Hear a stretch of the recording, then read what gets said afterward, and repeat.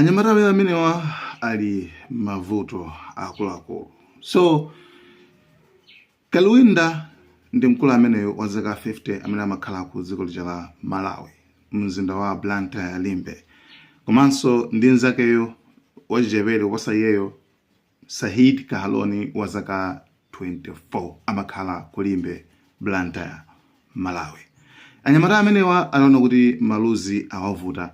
Anabwera ndi idea kuti iwo ndithu akuyenera kuti apeze business yotentha komano osati yogulitsira mu Blantyre mwemo komano azitulutsa kunja.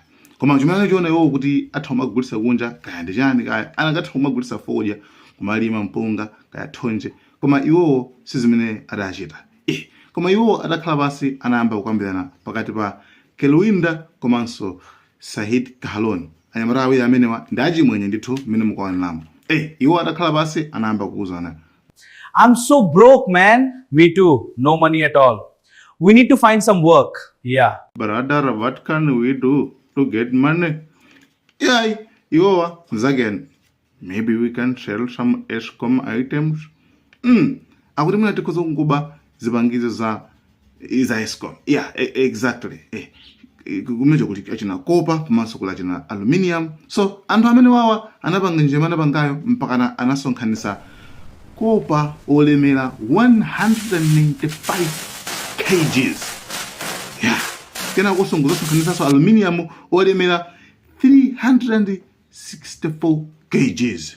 Yes. Kena ko ramusonkhanisa anamika mu chikontena kuti anyamuke naye azipira naye kunja kuti akagulitse aphe makwacha. Koma chimene samadziwa iwo ndithu pa 18th of February limene lidzanozana 2026 pamene anthu ena adatsina khutu apolisi aku Limbe Blantyre kuti akuluakulu ukuku I think kuli katundu obedwa anyama amwenye awiri akuthawitsa katundu mdziko muno.